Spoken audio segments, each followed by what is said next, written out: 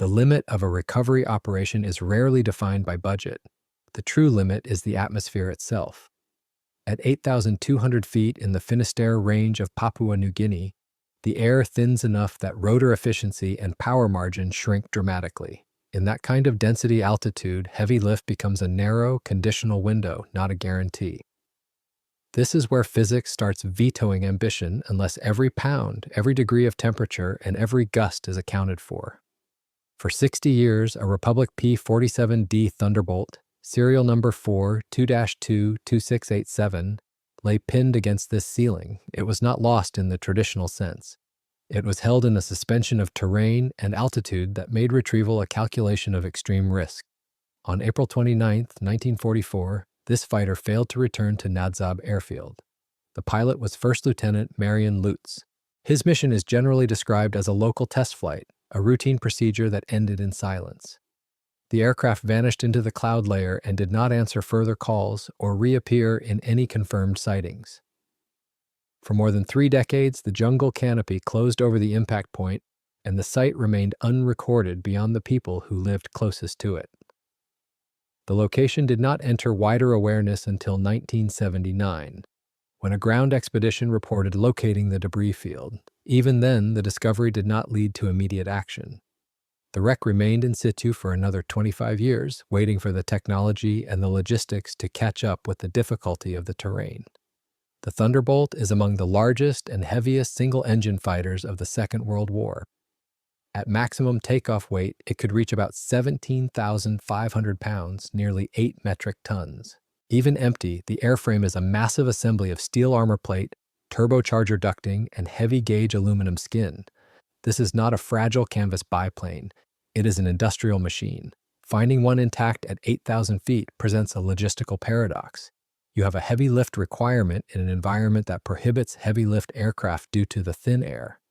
The gap between the loss in 1944 and the recovery in 2004 spans generations. In that time, the aircraft became a local legend, later known as the Lady in the Clouds. The name was taken from the nose art still visible on the cowling. The delay in recovery was also caused by the specific geography of the crash site. The Thunderbolt rests on a gradient of 45 degrees. This is not flat ground. It is a near vertical wall of bud, moss, and tangled root systems. In the cloud forest, the ground is rarely solid. It is a composite of decaying vegetation and waterlogged soil. When a 7-ton object strikes a slope of this magnitude, the expectation is a catastrophic slide into the ravine below. That did not happen here. The aircraft stabilized. Over time, vines and roots threaded through the wheel wells and around the cowling, pinning the aluminum into the face like a living net. Left untouched, that woven grip and static friction could hold the wreck in a precarious equilibrium. But the moment a crew cut vegetation or shifted the airframe, the balance could break, mud turning to slurry, traction disappearing, and the fuselage beginning to slide the instant it was freed. Any recovery plan had to start by preventing that first slip. The objective was to extract the P-47 for preservation. This required a plan that respected the precarious hold the aircraft had on the mountain. The team had to insert personnel at high altitude, clear the growth without triggering a landslide, and prepare the airframe for lift. This is a cold zone operation. There is no immediate fuel vapor fireball to fear. After decades in the rain and wind, but other hazards remain: unstable ground, sharp metal, and the possibility of unexploded ammunition or trapped components. The threat here is gravity. The fuselage sits nose down, the wings are battered but attached. The tail section is buried or separated, but the most critical component is the cockpit. Before any rigging can be applied, the investigation must determine the condition of the pilot. It's a massive airframe perched on ground that wants to give way. The question isn't only how to move it, but how it arrived here in this condition, 7 tons on a 45-degree face, without shattering. A 45-degree slope acts as a geometric filter during an aircraft accident. If a machine strikes a mountain perpendicular to the rock face, the energy release is instantaneous and catastrophic. The structure shatters, and the debris field is compressed into a small, scorched radius.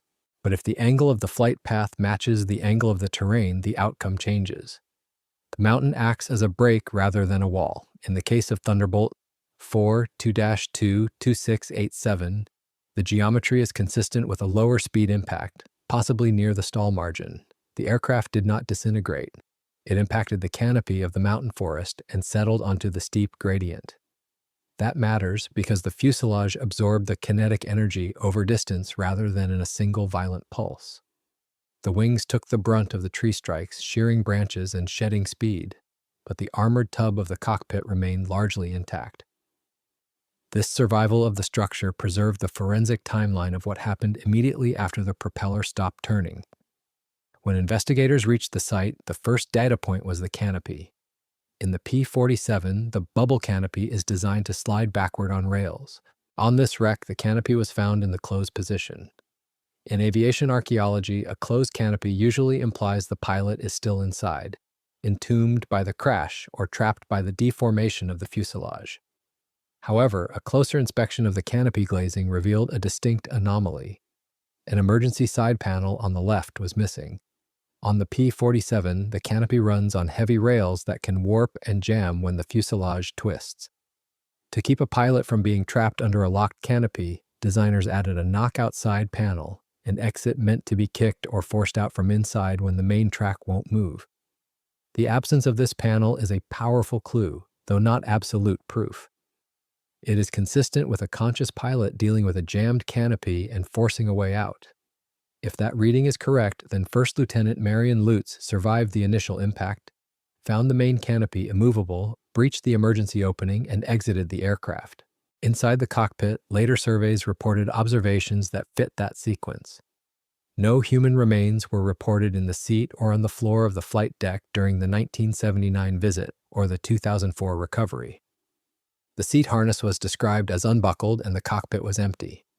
30 feet away from the fuselage, early accounts described finding sea ration cans. The provenance of those cans is disputed and difficult to verify after decades of exposure, but their presence has been cited as consistent with someone sheltering near the wreck before attempting to descend. The loss mechanics therefore shift from a fatal crash to a survival situation. The aircraft did its job. The 10,000-pound structure protected the pilot during the slide through the trees, but the environment that saved the airframe likely doomed the pilot. The Finisterre range is unforgiving. At 8,000 feet, the temperature drops rapidly at night. The terrain is a maze of ravines and sharp ridges hidden under dense vegetation. A pilot leaving the wreck would be walking into a high-altitude wilderness with no visual reference points. The aircraft remained where Lutes left it, held in place by the roots. The evidence suggests he egressed, but the range offers no answer about where he went. That means the team isn't retrieving a sealed tomb, they're confronting an abandoned machine, and the problem shifts from reading clues to moving metal without destroying the history still locked inside it. Identity in aviation archaeology is usually a matter of deduction. Investigators scrape away corrosion on a firewall or interpret partial stencils on a data plate. With this Thunderbolt, there was no ambiguity. When the vegetation was pulled back from the engine cowling, the paint was still vibrant. The nose art, a pin-up figure, was clearly visible, along with the name Lady in the Clouds. The serial number, 4222687, was confirmed on the tail structure. We know the machine and we know the pilot. This certainty creates a specific legal and ethical environment for the recovery. The United States government, specifically the Joint POWMIA Accounting Command, or JPAC, maintains strict protocols regarding aircraft losses where the pilot is listed as missing in action. Lieutenant Lutes was listed as missing and he remains unaccounted for. Under federal policy, a crash site with an unaccounted pilot is considered an open case file. It is treated as a potential war grave. This classification imposes a hard stop on unauthorized disturbance. The logic is based on forensic context. Forensic context is the principle that the spatial relationship between objects is often more important than the objects themselves.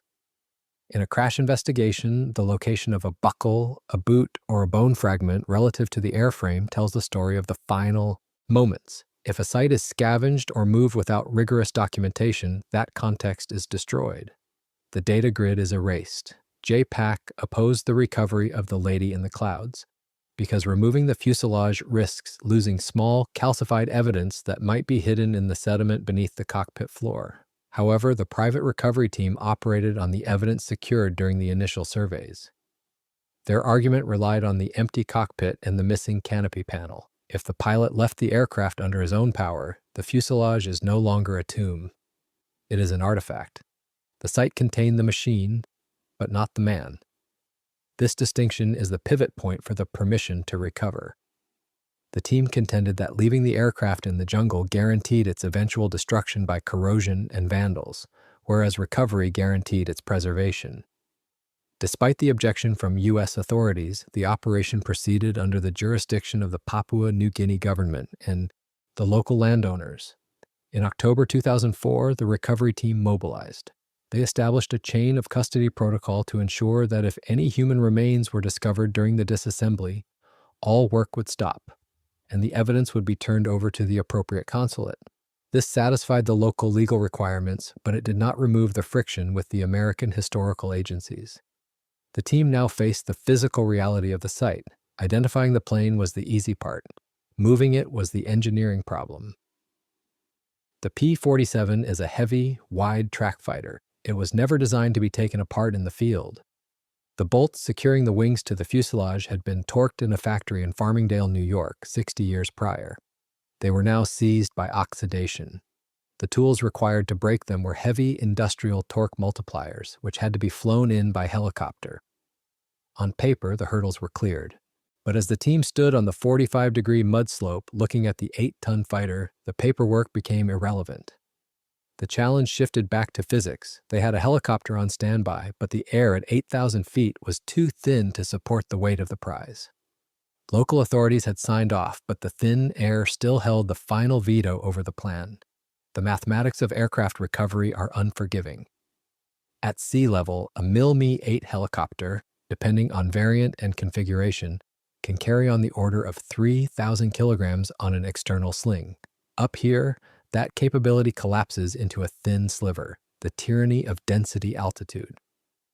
Density altitude is what the aircraft actually feels, elevation rewritten by heat and humidity. As pressure drops with height and warm, wet air spreads out, there are fewer molecules for a rotor to bite into each turn. The engine has to work harder, blade pitch climbs, and the margin to hover narrows toward the edge. In the cloud forest of the Finisterre range, the air was not thick enough to support the weight of a complete P-47 Thunderbolt. The recovery team faced a binary choice. They could leave the aircraft on the mountain or they could make it lighter. The first step was standard procedure. The wings were unbolted and removed. This reduced the width of the load and removed the weight of the main landing gear and the 50 caliber machine guns housed in the leading edges. But the fuselage itself remained too heavy. The heart of the Thunderbolt is the Pratt Whitney R-2800 double wasp engine. It is a massive 18-cylinder radial bolted to the firewall at the front of the cockpit. Along with its turbocharger ducting and propeller hub, this power plant concentrates a huge percentage of the aircraft's mass in the nose. Calculations showed that even without the wings, the fuselage with the engine attached exceeded the safe lift margin of the helicopter. The pilot of the Mi-8 could not guarantee a safe hover over the site. If the load was too heavy, the helicopter would settle into the trees the moment it took the weight. The only way to save the cockpit was to sacrifice the engine. This is load shedding, stripping weight until the lift margin stops being a guess and becomes a number you can live with. In preservation terms, it's brutal because it breaks the machine's original integration. But the envelope at this altitude didn't care about sentiment. To extract the lady in the clouds, the nose had to be cut. The team used portable cutting tools. They went after the engine mount structure forward of the firewall. This was not a delicate disassembly, it was a field amputation. The goal was to separate the steel structure holding the roughly 2,500-pound engine from the airframe. The work was physically exhausting, performed on the steep grade in thinning air. When the final tube was cut, the engine dropped away from the fuselage.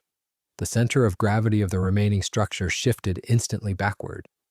The fuselage, now consisting of the cockpit, the turbocharger belly, and the tail, was suddenly lighter by over a ton. The engine was rolled aside and secured to a tree, abandoned to the mountain. It was a heavy price to pay, but it bought the necessary safety margin. The fuselage was now a manageable load. The team rigged the lifting strops through the wing roots and the tailwheel well, finding the new balance point. The Mi-8 could now accept the weight without exceeding its torque limits. The rotor wash from the helicopter would still be a hazard to the ground crew, but the primary aerodynamic barrier had been removed. With the nose severed and the wings stacked nearby, the fuselage is light enough to fly, provided the weather holds. The difference between a static plan and a dynamic operation is the introduction of energy. On paper, the severed fuselage was now light enough to lift. In practice, connecting a hovering helicopter to a ground load on a 45-degree incline creates a complex aerodynamic interaction. The primary hazard in this phase is rotor wash. Rotor wash isn't a breeze, it's the helicopter's weight turned into wind. On a steep face, it ricochets downhill and sideways, scouring the ground, throwing mud and vegetation into the rigger's eyes, and trying to unseat the load before it ever leaves the slope. The Me-8 helicopter approached the site from the valley floor. As it established a hover over the Thunderbolt, the density altitude required the pilot to use maximum power settings. The downwash tore at the canopy of the surrounding trees. The ground crew had to crouch against the fuselage, shielding their eyes from the flying mud and vegetation. The noise was deafening, a physical pressure wave that made communication impossible except by hand signals. The rigging process demanded precision. The fuselage was harnessed with heavy nylon straps attached to the spreader bars. These bars are steel beams that keep the lifting straps from crushing the aluminum skin of the aircraft when tension is applied. The hookup man on top of the fuselage had to wait for the helicopter to lower its long line. This line carries a static electrical charge generated by the rotor friction, so it must be grounded before it is touched. Once the hook clicked into the receiver, the pilot began the slow ascent. This is the critical transition point. As the helicopter pulls up, the weight of the P-47 transfers from the ground to the airframe of the Mi-8. If the load-shedding calculation was wrong, the helicopter would warn the pilot immediately through turbine temperature spikes or rotor speed decay. If the center of gravity was miscalculated, the fuselage would swing wildly, acting as a giant pendulum that could drag the helicopter out of the sky. The cable went taut. The fuselage broke suction with the mud. It lifted clean. The nose, missing the weight of the engine, tilted upward, but the rigging held it level enough to fly. The pilot banked the helicopter away from the ridge, letting the load swing into stable flight. The Thunderbolt, which had been part of the mountain for 60 years, was airborne again. The extraction was performed in sorties. The wings were flown out first, followed by the fuselage. The components were deposited at a staging area in the valley, then flown to the port city of Leh. There, the reality of the artifact changed. It ceased to be a recovery problem and became a logistics unit. The fuselage was washed to remove the acidic jungle soil. It was disassembled further to fit inside a standard 40-foot shipping container. With the lift behind them, the operation became logistics. The aircraft was now secured in a steel box, ready for ocean transport to Australia. But the site it left behind was fundamentally altered. The engine remained on the slope, a rusting marker of the trade-off required to save the cockpit. The depression in the earth where the fuselage had rested was already beginning to fill with water and falling leaves. The recovery was a technical success, but it closed the door on the site. The airframe is secure, but the location where a man vanished is now permanently altered. The recovery of the lady in the clouds ends with an audit of what was saved and what was left behind. Within Australia's historic aircraft restoration community, the fuselage of Thunderbolt 4-2-2-2687 sits on a support cradle, preserved as a time capsule for eventual display. It is no longer a wreck site component. It is a museum artifact. The mud has been washed away, revealing the zinc chromate primer and the olive drab paint that was applied in 1943. The nose art is faded but legible. Faded, but the justification for removing the aircraft from the mountain relies on the chemistry of aluminum corrosion. Aluminum alloys used in aviation are strong and light, but they are chemically reactive. When exposed to oxygen, aluminum forms a thin, protective oxide layer. However, in a jungle environment, that protection can fail. The soil on the Finisterre range is acidic, composed of rotting vegetation and constant moisture. Over decades, this chemistry can drive deep corrosion that undermines the metal from within, until structural strength flakes away into pale, powdery products. By removing the airframe from the slope and beginning stabilization, the team could slow that decay dramatically. However, preserving the machine only sharpens what's missing. The cockpit remains empty, and the missing canopy panel still suggests an egress, but his final location is unknown. With no remains recovered, the site stays an open question for the United States government, and the pilot remains listed as missing in action. This defines the result as a partial success. The engineering objective was met. The airframe was extracted, stabilized, and secured. Future generations can walk up to the fuselage and see the physical reality of the Pacific Air War. They can see the armor plating and the heavy control stick, but the cost of this success was high.